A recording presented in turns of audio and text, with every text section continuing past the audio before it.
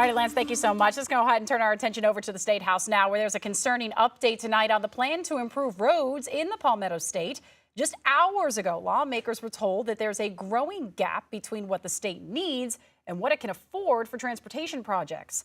This also comes after months of study on plans to make sure roads are ready for the future. Josie Frost is at the State House with the details. State economists say South Carolina's population is expected to increase by more than 1 million people over the next 20 years.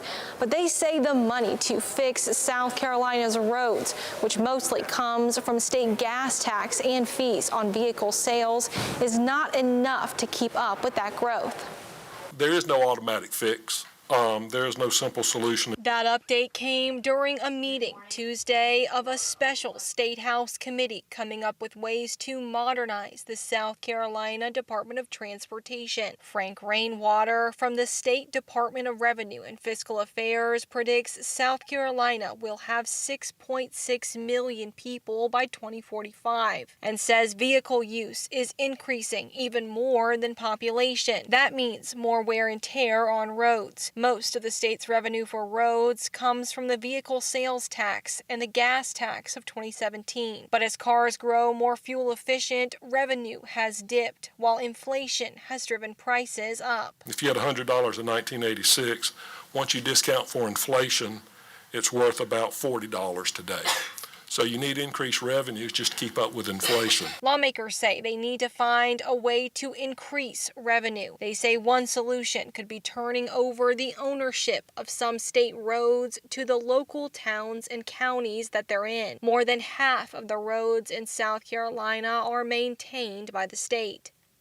The problem has been the state of the road that's being turned over, and that's really still our local government's concern. Is great, you want us to take it, but in what kind of shape? And if we do agree to take it, can we count on some money maybe to help still work on it?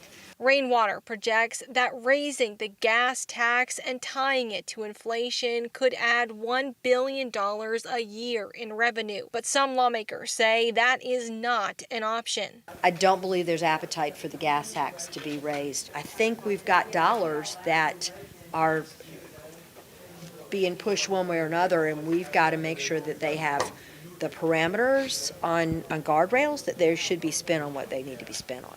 There are other fees that could be bumped up to raise revenue, like electric vehicle fees, new vehicle sales taxes, or fees on large commercial vehicles. If this was an easy job, it would have been done a long time ago.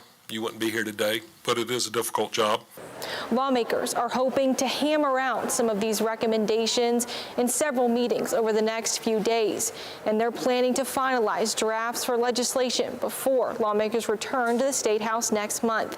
Reporting at the State House, Josie Frost, News 19, WLTX. And with South Carolina's population set to soar, lawmakers are racing to find the money to fix those roads.